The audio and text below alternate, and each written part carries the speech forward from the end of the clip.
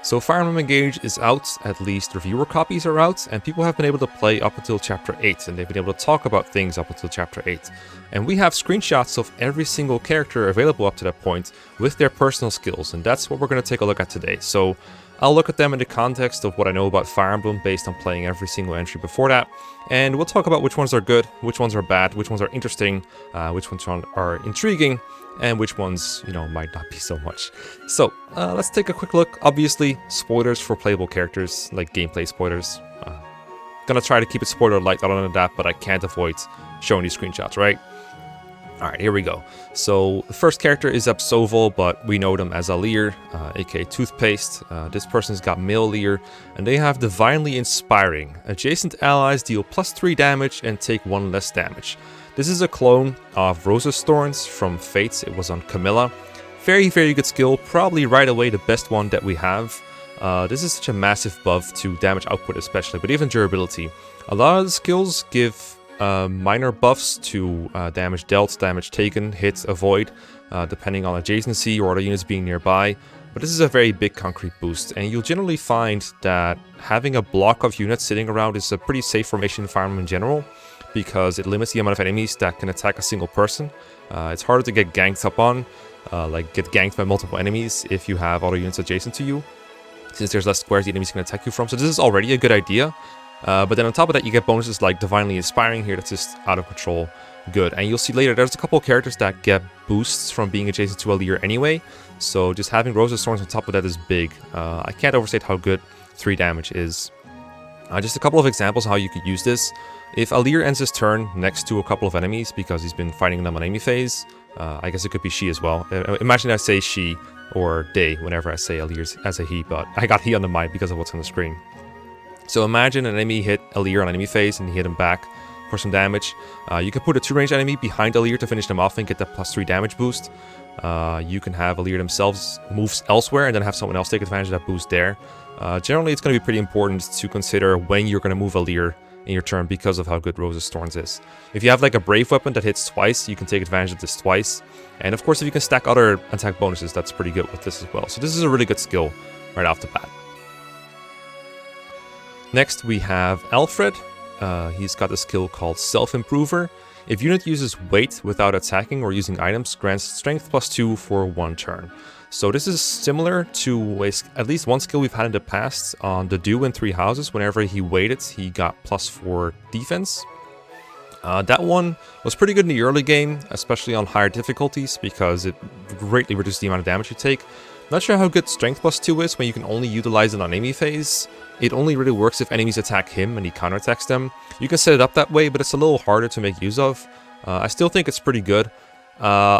Although I think as the game goes on, you'll probably find yourself doing other things with your turn than just waiting, like not even using an item or attacking anyone is a pretty big opportunity cost. I found in 3 Houses with the Dew that as great as it was in the early game, where you're often not doing anything anyway, on the first turn especially, as the game goes on, it's less and less common that you're not doing anything on player phase, especially because a lot of builds had skills that only really were useful on player phase in the first place. Think of skills like Death Blow that improved your attack there. So I think this is one of those personal skills that's, if it's going to be useful in the early game, it's going to fall off at some point, because giving up your player phase just to wait is a huge opportunity cost, but +2 strength is a pretty good amount. It's also notable, I guess, that it says strength +2 and not, deals +2 damage, so if you ever go for like a mage build with this guy, for example, this is also going to be worthless, obviously. It seems that in Engage, units can be in almost any class, and so I think it's worth noting those kind of things. But yeah, this skill looks okay, but I think it's not going to be super useful for the whole game. Yunaka has Trained to Kill. While unit occupies terrain that provides an avoid bonus, grants crit +15. And this one depends a lot on how good it is to expose Yunaka to enemy fire in the first place, because she's a thief kind of character, and I know that daggers traditionally haven't always been the most powerful. I do think this one has potential if you can find terrain that makes it reliable to survive an actual enemy phase, because if there's a chance that Yunaka dies, if she doesn't dodge anything, you probably won't want to do it. Although with the 10 turn wheel charges that we have, I guess you could take the risk and see if it pays off. See if you can get some lucky dodges and crits, and if you do, great, and if not, well, you have a couple turn wheel charges left. I also think Train to Kill can be very good if you are able to stack critical hits through like a weapon that gives extra crits. Maybe supports give some more critical chances. Maybe her skill can get really high. I guess it's called Dexterity. Basically, if you're able to get a lot of crit on her, then this can be a nice additional bit of crit to make it more reliable. Like plus 15 crit is quite a bit. In the GBA Fire Emblem games, there's a couple classes like Swordmaster and Berserker that get plus 15 crit. Just as a class bonus that was usually considered a pretty big deal. So I do like this one. Of course it's terrain only, and there might be a couple of maps where there's no terrain. Traditionally indoor maps have a lot less terrain to work with, and so you might not be able to take advantage of this in some maps at all. Or you might be severely restricted on where you go. Like if there's a couple of avoid tiles, but they're kind of inconvenient to use and it kind of sucks. But I do think this one has a lot of potential, especially because it works during enemy phase, unlike a lot of other skills, and it doesn't rely on other units being nearby like a lot of these. So this is one I can see useful throughout the entire game, granted that the map has some terrain to take advantage. I do really like this one, and I hope it works out. It would also be nice if her daggers had good one-two range. I haven't looked into the weapons too closely. I don't try to spoil myself too much, but I found the skills interesting to look at. But I do like this one. This seems like a funny skill, and traditionally thieves have been pretty fast, so oftentimes she'll attack twice and you have 2 chances to take advantage of the crit plus 15. So yeah, I'm a fan. We'll take it. Louise, and Sigurd is listed as well because he's engaged with Louise, or he's the ring or whatever, but we're going to ignore that for now. We're going to focus on Admiration. If 2 female allies are adjacent within 2 spaces, this unit takes 2 less damage during combat. So at first the wording confused me a little bit, but I think what it means is if you have 2 other units that are both female and they are next to each other somewhere, and then that adjacency is within 2 spaces of Louise, then he gets that bonus. And this is, of course, personal skills are mostly used to add some flair to units, make them more distinct from each other, and I think Louise's thing is that he likes watching other people in a totally not creepy way. Like, I think they don't play it for creepy. They play it for like, oh, that's charming, I guess. But yeah, if he's able to ogle at 2 ladies being adjacent, then he gets 2 less damage in combat. It's not terrible. I mean, the bonus is good. It's just one of those that I think is not going to be very easy to utilize as the game goes on. Early game, your units are often packed like tightly among each other because they can't take a whole lot of hits from the enemies. Depends on difficulty, of course, but generally speaking, that is how it goes with these kinds of skills for me. This one is very situational, but if you do have 2 female allies that work well adjacent, there's a lot of adjacency-related skills. Like if you have female Lear sitting next to one of the other female units, then I guess that's already that requirement fulfilled. Then they'll have 2 less damage in combat, which is a pretty big boon, to be honest. 2 damage less taken. If he's faking like 3 combats, that's 6 less damage you're taking. That can be the difference between life and death very easily. Louise is an armor knight, so he's already pretty bulky. This might help him surviving his mages a little bit. Or if his defense ends up being super important, if he's taking significant damage from physical enemies because it's high difficulty, for example, this can also make a big difference. If enemies are already doing like no damage to Louise, then this is going to be kind of easy to ignore, I think. I think in the early game this might matter a little bit, but you have to be very deliberate about setting this one up because it's not going to happen by accident very often. Because there's not that many units, not many ways you can fit 2 female units within the spaces around Louise to the point where his skill activates. And even then, there's a good chance they just won't attack him, the enemies, because he's going to be so buff. But we'll see. I think this one is going to be easy to ignore late game, generally speaking, at the very least. Alright, we got Elchrist, and his skill says, "Get behind me." I think it's a dude, at least. When an ally within 2 spaces is attacked, grants 3 strength to unit for 1 turn. I'm pretty sure I've read through them all, and I'm pretty sure that if it says unit, that just means the unit that has the skill. That's what I'm going to assume for this video. If I'm wrong, I'm wrong. But that's what seems to be the most consistent thing here. So what this does is, I think whenever someone gets attacked that's within 2 spaces of him, then the skill triggers and he gets 3 strength for 1 turn, which I am assuming means 1 player phase and 1 enemy phase, or maybe the rest of the enemy phase plus the player phase afterwards. It's kind of difficult word because usually a turn means a whole player phase and a whole enemy phase, but it can also sometimes mean for the rest of the turn, which usually means like the rest of the player phase and then the enemy phase, or it can just mean the rest of the enemy phase. So it kind of depends. Elchrist is, from what I can tell, an archer because he's got a bunch of bows and he's got a bow in his sprite. So I'm assuming at the very least at base he's an archer. I think he's appeared as in a trailer as one of the archers. So until we reclass him, this seems kind of difficult to use because like, an ally has to get attacked, so there has to be an enemy phase involved. So someone else has to get attacked, and then he probably doesn't do a whole lot of work on the enemy phase, because archers generally just tend to be behind the lines rather than in the front line. Otherwise, they're just going to get ganked on. Bows cannot counterattack on one range, so it's going to be limited opportunities to make use of that during the enemy phase. So hopefully it works for the player phase after, and then you have +3 strength. That will usually trigger, I think, if you're just hiding him behind, say, Vander or Alir, and then they get attacked and he's right behind. He's like, oh, +3 strength, nice. That actually seems pretty good, at least for the early game. And maybe you can reclass him later so that he's more useful on the front lines regardless. Like, if you just have someone else next to him and they get attacked once in enemy phase, you can proc the skill.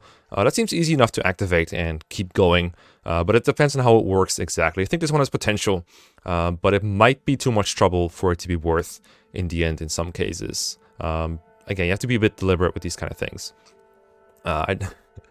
I'm guessing that get behind me. I'm wondering if that's supposed to be him saying it or someone else saying it, because again, he's an archer. Let's see. Let's get to Citrine. By the way, if I'm pronouncing any of these characters wrong, then I'm sorry. I haven't heard all the voice acting yet for the English version, but they'll be corrected by the voice acting when a game comes out, so don't worry about me getting it wrong all the time. For now, we'll go with Citrine. Generosity. When this unit uses a healing item, adjacent allies also recover the same amount of HP. I actually really like this one, at least for the early game. A big problem for early game Fire Emblem can sometimes be if most of your units are injured, you only have one healer to work with. Citrine herself isn't really a healer, she's a mage right now. But generally speaking, you need more healers, or you just need more turns to use all your vulnerates. But if you have Citrine between like 2 or 3 injured units just using a vuln, then all these other units are suddenly healed as well. And that can be really nice. Imagine you have like Alir's damaged and an Alfred is damaged, and you just put Citrine next to them, you heal, and then you're done. And it's just fully healed. Just gotta make sure you cover her, of course, because she's a mage. It's gonna be kind of fragile. You can see here in the screenshot she has 4 defense at level 12, so probably don't want her on front lines. But someone who turns vulneraries into a almost like a mini fortify, that's pretty nice for the early game. Again, these kind of adjacency related bonuses usually fall off later on when units are able to juggernaut a bit more and go on their own. And that's why you try not to bog yourself down with these kind of skills, but in the early game I think this could be quite nice. Next up is Lapis, and her skill says share spoils. If there is an ally within one space, grants hit avoid +10 at the cost of crit -10 to another unit. Or 2 units, so it should be to herself at the very least. This one seems kind of whatever. She's a sword fighter. Hit and avoid +10. Like I do appreciate reliability bonuses, like extra hit and stuff can always be very nice. And within one space basically means they have to be adjacent, I'm pretty sure. So if she's fighting adjacent to someone, she reduces her own crit, but she gets hit and plus avoid. Obviously it's gonna hurt her if she's like trying to do crit stacking late in the game, but at that point you can probably ignore these kind of adjacency skills. In the early game, it's just a nice hit and avoid bonus. You're generally not going to count on crits in the early game anyway. They're going to be quite low if you have crit rates at all, so I don't mind this one in the early game, but hit and avoid +10 is not a very big amount. It's like a very tiny reliability boost, but it's still there and I appreciate it for being there. It's fine, I don't have a whole lot to say about it, it's alright. We have Jean, Expertise, grants unit enhanced stat growth when leveling up. This is a classic. This one used to be called Aptitude, which I guess is basically the same thing, the same meaning at least. It was on Donald before, it was on Cyril before, I think it was on Mozu as well, yeah. Of course, how good this one is depends on how big the stat bonus is. I think it's usually been like if a unit doesn't level up their stats when they're leveling up, the game rolls again, and that effectively increases the growth by like an amount that is proportioned to how big the growth was in the first place. These kinds of characters are always fun to use to make them like really good. With Cyril, they did something weird in 3 Houses where they made his base growth really, really bad, and an Aptitude put him on par with everyone else. If Jean is like that, then that's kind of a non-skill, basically. But if he's more like Mozu or Donald, then you can expect his stats quite big, and there's obviously a big audience for this kind of unit. I'm not sure if I'm going to use this unit yet or not in my playthrough that I'm going to be doing, but you know, it's fun. It'll be fun at the very least, unless it's a Cyril-like situation, then it's not. Can't really say anything about this one until we know more about it. Chloe has Fairy Tale Folk. If a male and female ally are adjacent within 2 spaces, unit deals +2 damage during combat. So kind of similar to, I think, Louise's skill except it's for male and female allies, and you get +2 damage instead. It's interesting that this is on Chloe because she's a flyer, so sometimes a flyer is sent off to do other things besides sticking with the main group. And if you're doing that, then she's not going to get this bonus at all. You'll just lose the +2 damage. If she's fighting near your group instead, then +2 damage is quite big, especially if her base speed is good enough to double, which I think it will be because Pegasus Knights, like Chloe, are traditionally very fast. So that's +4 damage in a combat where she double attacks if you can set up the male and female ally within 2 spaces.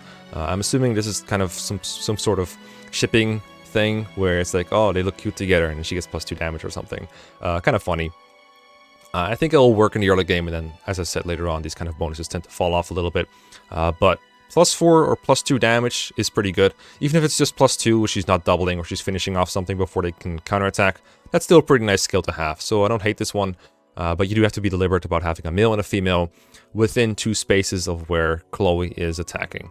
But, you know, if you can get it done, it seems pretty good. Alright, we have Anna, whose skill is Make a Killing. May obtain 500 gold when unit defeats a foe. Trigger is how much luck you have. So for example, right now, Anna only appears to have 3 luck. So there's only a 3% chance that this will activate. Make a Killing is the spiritual successor to Despoil. I think that's the only way it's been named in the past. Despoil has never been like a great skill. I think it only worked on player phase, whereas this one seems to work on both phases, at least according to the way it's worded, which might be why they gave it to a unit with such bad luck. Maybe her luck growth is really good and it'll get better. I'm playing with a unit right now that has a 20% chance of proccing it on one of my streams, and it seems to proc like every now and then, and it's just fun. Not very reliable, but it's just like, oh, free money, nice. And it fits for Anna because she's supposed to be greedy. This skill, if her luck is this bad, I don't think it's very good. 3% is very, very low. Like, think about how often you get 3% crits. It's not very often at all. But when it does, you get a nice gold bonus. I don't know anything about the game's economy yet, or like how much gold you have, or how much you are able to spend on like frivolous things. But, you know, nothing wrong with getting a bit of gold every now and then. It's just the luck is pretty low on Anna right now. Maybe if you get some good, like, a bond, like, a ring bond that gives you a bunch of luck, you can make up for it. Maybe you can Make a Killing on someone else, or like an equivalent skill. Maybe you can reclass her in a skill that has in a class that has better luck somehow. All these can be used to increase it, of course, and we'll see if it actually ends up impacting your economy at all. It's a funny skill, but the way it looks now, it doesn't look very good. Alright, next we have Etty with, or is it E.T.? That sounds like E.T. We'll go with Etty for now. I think that sounds most like Effie, who is an actual name that we know. Energized. When unit recovers HP using an item, grants strength +2 for 1 turn. So if you use a Vuln, you have +2 strength for, I'm assuming, again, a turn means a player phase and the enemy phase that follows, or at least the rest of the turn. So you do again have to give up your player phase, just like with the waiting skill earlier. So you cannot attack on player phase. And Etty is an archer, so you probably don't want to do that right away. Again, you can reclass to other classes at some point. I'm aware of that, and once that, you know, becomes once we know how easy that is to do and how viable other builds of Etty are, then we can talk about how useful this will be in enemy phase. But if you give up your player phase, you don't have much of an enemy phase as an archer. It doesn't look very good. Maybe you can get enemies to attack you as an archer and counterattack. Like, there's some situations where you can do that, like luring mages across a wall or javelin, stuff like that. Then you can actually enemy phase with an archer, but these situations are not the most common ones. So for Etty specifically, in this situation, it doesn't look very good. Also, sometimes you just don't want to use a Vuln on player phase. Sometimes you might be on full HP. You might not even be damaged. Like, archers don't even get damaged much in the first place. So this seems like a skill that could be very good on another class, but just not archer. And even then, spending your player phase is not something you want to do. Like, spending it healing is not something you want to do every turn. So this is not a bonus you'll have consistently unless you deliberately set up for it. So I'm hoping that this will be different than what it looks, because it doesn't look very good on this class in this situation. And even if it was another class, I think there's going to be a lot of times where you just don't want to be recovering HP using an item. Gentle Flower. Recovery items used by allies within 2 spaces heal 50% extra HP. So for example, vulneraries usually heal 10 HP in Fire Emblem, and now they're going to heal plus 50%, so that's 15. If you use something like, I guess there's might be concoctions that heal 30 or something, then you might get 45. And if they use it within 2 spaces of her, then they'll gain plus 50 HP. Or plus 50% HP, I should say. Selena's listed as a noble, and she seems to use swords and tomes right now. So for her, it doesn't really change a whole lot. I know where I was going with that. I think this will be neat if you can have her in the early game, where using Vons is actually quite common, and you just like try to move yourself next to Selene before you do it and get some extra HP out of it. It could be nice, it's a small difference maker. And then later on, depends on how big HP numbers get, how much healing actually makes a difference. If there are healing items that heal like 20, 30, 40 HP, then this could be quite funny to use. They basically turn those items into elixirs. That is quite nice. But again, having to be within 2 spaces of another character can be a big restriction, so I'm not super big on this one. It is interesting, and if you have her early enough, which I don't know from the top of my head, then it could make quite a difference. Like having a Von heal 15 instead of 10 is nice. So maybe this one will be good, but I don't think it's going to be very good. Alright, we have Boucheron. He has the ability Move to 2 tiers. When an ally joins a chain attack in this unit's combat, unit deals +2 damage. So, as far as I understand chain attacks, it's basically you use your player phase to engage into another unit's attack later, and then they'll do a chain attack. Kind of like a dual strike from Fates, if I recall. It's mostly similar to that. I know there's differences, but the point is, I think he has to give up some... I don't think he can attack and also join a chain attack with someone else in order to do this. So you're losing some damage here, probably. But if you're already having him join a chain attack anyway, maybe because he can't reach an enemy himself, then this could be nice. I'm pretty sure that you can instead just attack with your hand axe, for example, instead of joining a chain attack. But there are advantages to using a chain attack right now that I can't remember. So situationally, this could be nice, but +2 damage doesn't sound like a whole lot for doing this. So not super big on this one, but maybe he's going to be a really good support unit. I'm not super knowledgeable on the exact mechanics on Engage right now, so I apologize if I can't really provide a whole lot of insight here. But this looks okay, I guess. Not really. Let's do the next one. Alright, we got Alistair Bird, Alablaster. Vander's skill is Alabaster Duty. If unit is adjacent to the Divine Dragon, grants crit +5 during combat to both of them. This ability is absolute trash. I don't know why they gave this to Vander. Vander seems to be the Jagan of this game, which means his stats start out better than everyone else's, but as the others level up, they're supposed to be able to surpass him. How effective and how closely units like ascribe to this formula differs throughout the entire series. Vander could have very good growth, he could have very bad growth, I don't know. The point is, usually you want to use him to set up kills for other units. And so if you have Vander attack someone and someone else finishes off, Vander's the one who takes the attack from the enemy, which means his high defense and HP can buffer it. And the other unit gets the kill experience, which is what you really want, because those units need to level up more and promote. So that is usually how you want to use a character like Vander. So having him get +5 crit for an extra chance for him to just take the kill is not great. Like, I'm not going to be mad if he steals a kill like that, because I'm not super worried about hyper-optimizing. I just don't get why they gave him crit +5. Also, crit +5 is just a very tiny bonus. Like, this is a pretty specific thing to set up, like having him attack next to Alir. So I'm not sure why they said, okay, that can only be 5 crit, that's enough. I really don't know what I went for that. That said, if he is adjacent to Alir, and Alir gets attacked on enemy phase, or Alir is attacking someone while next to Vander, Alir gets +5 crit, but again, it's such a tiny bonus, it's pretty garbage. You're usually not counting on a +5 crit working, and even if you're doing some kind of crit stack build, 5 crit just isn't a whole lot, so not sure what they were thinking here. But maybe they were thinking there was going to be a couple of other skills like this, and they didn't want to make them too powerful, or maybe they just want to show that Vander's falling off. I don't know. Either way, this is not a good skill. Sorry, Vander.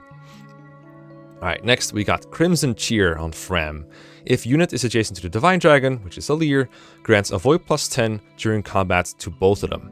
This one is much better than Vander's skill. It's still not a whole lot, but it's 10 Avoid, so again, if you can stack Avoid on a unit, and 10 Avoid is not an insignificant amount, especially if this game used the weight RN system from FE6 onwards, where low hits have an even lower chance than listed to connect. For example, if 40% hit in most Fire Emblem games is actually like a 30% chance to get hit, just to give an example. So avoid stacking can be quite good, and this could be one way to do it, both on Alir himself or herself, or on Fram. So I think this one is fine. By itself, it doesn't do a whole lot, but it can be part of a bigger puzzle, and I like that. And you don't have to do a whole lot of weird stuff, you just have to be next to Alir to do it. Which is a little restrictive, but for example, if you're already supporting Alir with Fram, then this is a very easy thing to set up, so I don't mind this one too much. It's alright. It's you don't have to do any hard work to do it, just make sure to put them next to each other. It's easy to remember to do this, I think. Here is Clan, and you know, he has the mirror of Frams. So Verdant Faith, if unit is adjacent to the Divine Dragon, grants hit plus 10 during combat to both of them. Same deal. I think this one is better, especially in the early game, because it allows you to reliably set up hits and kills without having a chance of missing. Whereas the avoid gets better as you go along. You're able to avoid tank enemies. Again, depends on how the meta is. If enemies are super accurate, then you can't avoid stack right. But if you need a little bit of extra hit just to make sure things don't go wrong, then Verdant Faith is going to be more useful.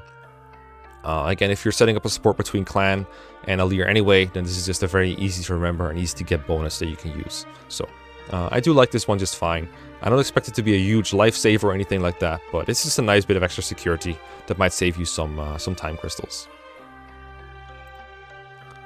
Alright, we have Diamonds, one of my favorite designs personally. Diamond skill is Fair Fight. If unit initiates combat, grants hit plus 15 to unit and foe if foe is able to counterattack. So basically it's trying to be an honorable guy that says, alright, let's both be very accurate in combat. But there's still ways you can make this an unfair fight if you want to. For example, if the enemies are low on HP and you're going to kill them anyway, I'm assuming there's still procs, even though the condition says foe is able to counterattack, but I'm assuming that means if they have the same range as Diamond when he attacks. So if Diamond's about to kill someone, he probably will hit, because 15 hit is a pretty big buff to hit rate. It's a pretty big bonus. And of course it only works on player phase, but that's just fine. It doesn't work on enemy phase, but that usually means it won't work against him. I do like that. It does mean he's going to be, like, it's going to be harder for him to dodge, but generally just put him in a situation where it's okay if he doesn't dodge. Like, either give him enough bulk to where he doesn't die, or generally you should assume you're going to get hit anyway if you're going to get counterattacked by something accurate. So I think this is a good way to finish off enemies with that extra bit of reliability, or just getting a hit in and just assume he gets hit and you'll be okay. Like, usually hit bonuses for both player and enemy are in favor of the player. So I do like this skill quite a bit, even though it seems like a bit of a nerf to Diamond because he faces more accuracy. I think it'll generally hold out better. Alright, next is Aspiring Hero from Amber. If no other units are within one space of unit or foe, grants hit plus 20 at the cost of avoid minus 10 during combat. This is a read. So if he's flying solo, basically, or if he's not, if no one is adjacent, I should say, which is not super solo. You can also always move units like around him afterwards, because he gets plus 20 hit out of it at the cost of avoid minus 10. Like I said, you should usually assume the enemies are hitting anyway, but you want to maximize reliability for yourself. So this is a pretty good trade-off. I'm a little worried about him being on his own in the early game. Usually that's not going to be very good. Usually you want to be adjacent to others, especially because that way you can get skills like Rosa's Thorns going, for example, from Alir. But later on, this is pretty nice to have. Just a nice extra reliability booster. Of course, it means he's probably not going to be dodge tanking a whole lot when he loses avoid minus 10 just by default. But if he's out on his own and you're like sure he's going to survive just because of his bulk or whatever, you don't really care about the avoid, but you do want him to hit the enemies that he counterattacks. So I don't hate this one, but it's going to be depending on how much you can fly solo with Ember, if he's bulky enough to do that. If he can, I think this is a good skill to have. Like, Ignatz just had hit plus 20 for free in 3 houses, and that was one of the better skills. Of course, Ignatz himself had kind of underwhelming stats, but generally it was a good ability. So having this is pretty nice. And the adjacency, or lack of adjacency, is not very easy to do. Or it's not very hard to not be adjacent to allies. Like, it's pretty easy. And, you know, if he's in the early game, if you don't want to lose the avoid, I guess just make sure he's adjacent to someone. Like, you can kind of control whether Aspiring Hero procs or not, and that makes it good in my eyes. Like, 20 hit is worth going out of your way for a little bit. So I do like this one. Alright, now the next couple are red-colored stat screens. Like you can see here, these are all blue. But Ivy is red, which probably means that they're an enemy at least once. I know for sure that she's an enemy at one point. So these might not be playable. I'm going to talk under the assumption that they're going to be playable at some point. They might not be. I guess we can also talk a little bit about, like, what if they're enemies. So, Single-Minded. During combat with a foe who was also unit's most recent opponent, grants hit plus 20. So assuming she's playable at some point, hit plus 20, again, a pretty big buff. But it's pretty hard to, like, fight an enemy on player phase and then leave them alive for enemy phase and then get the hit bonus when they hopefully attack Ivy. That seems like a really weird way to go about it. The more straightforward way to go about it would be to attack a boss and then dance the unit with a dancer, like, you know, a unit that makes you move again. And then you attack again with Ivy, now you have plus 20 hit. That's the most straightforward way of doing it. We don't know whether that's possible or not.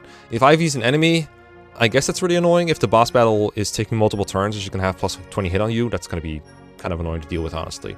Looking at these other skills she's got, I wouldn't want to fight her for like more than one turn. So hopefully you're able to take her out before that. But yeah, that skill is pretty spicy in conjunction with a dancer or as an enemy. If you can like just gank her and beat her in one turn, I don't think it's going to be a big deal. I guess what you can also do is, if you have a unit that wants to be fighting her on enemy phase, just hit her with someone else. Just hit her with someone else, and then she won't get the single-minded boost. Alright, next we have Kagetsu with the Blinding Flash. If unit initiates combat, inflicts avoid -10 on foe during combat. The way this is worded, I'm assuming that first the combat happens, and then the avoid debuff is going to apply for following combats with him or with other units.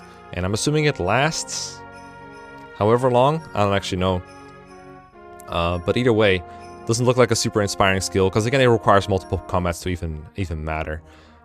So it's not that great. I'm assuming it's meant to be more of an annoying a skill on an enemy than anything else. But I don't see this being very impactful. Avoid -10 isn't that big in the first place, and having it as a debuff like this, these skills usually work better on enemy hands than on player hands, because players generally don't care about debuffing a single enemy a whole lot.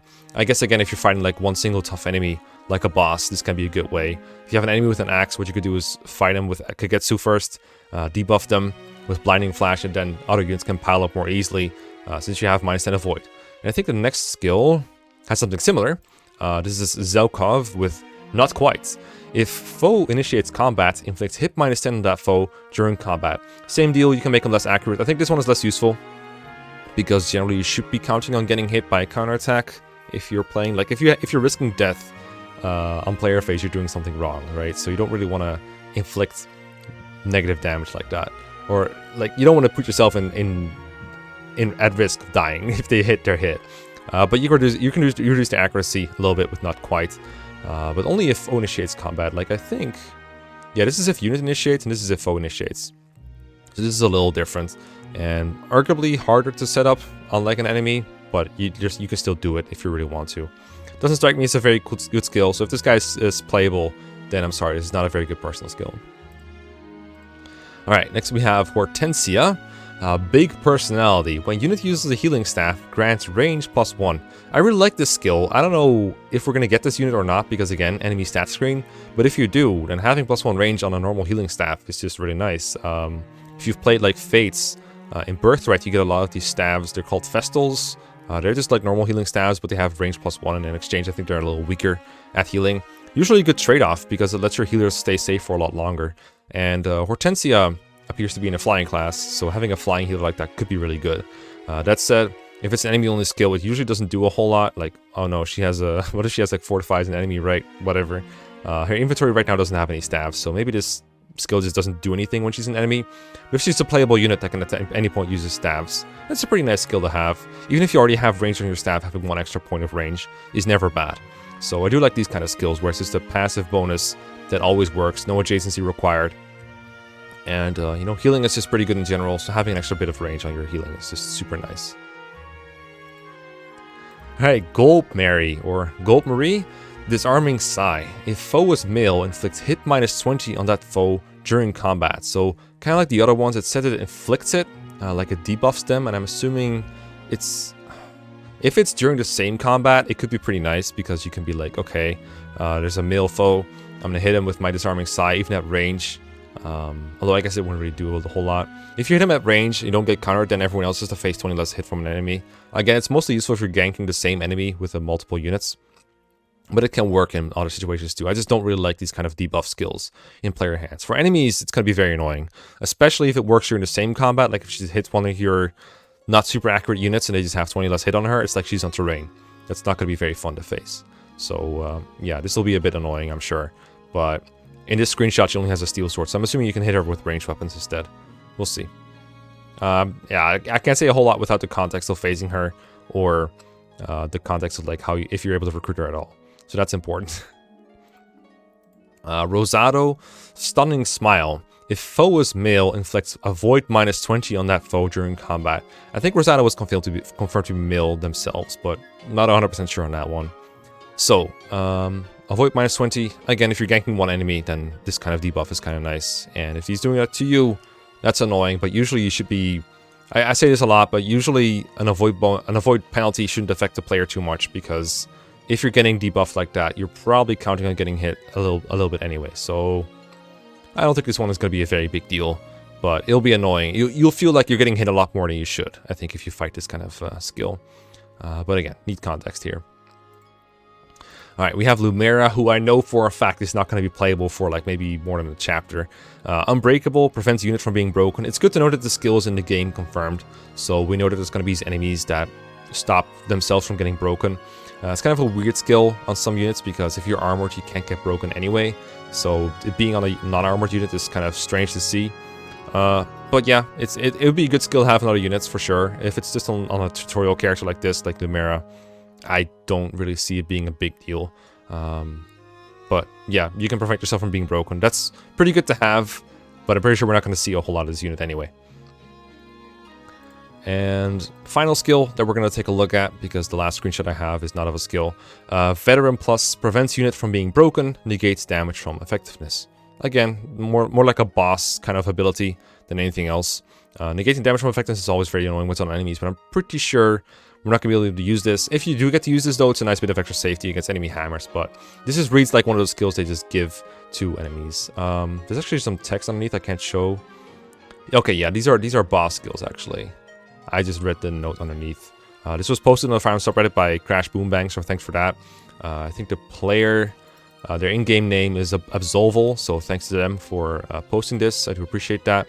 This last screenshot is just here because they wanted to show that you get 10 charges of Time Crystal, even on maddening mode, I think. So that's good to know as well.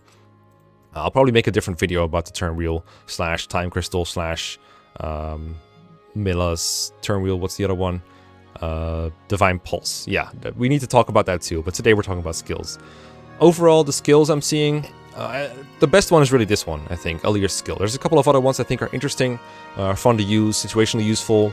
Most of them useful in the early game, and then not much after that probably. Some of them useful for like maybe just the late game, like the one that rides solo basically. And a couple ones that are just nice to have early game, like the Vulnerary Boost, or the little like +2 damage dealt or -2 damage taken. Those are always nice to have every now and then. But Divinely Inspiring is my favorite from my like optimizing, like good skill to have periods kind of boost. But yeah, that's how I see the personal skills in Engage. There's probably going to be more because these are not all the playable characters.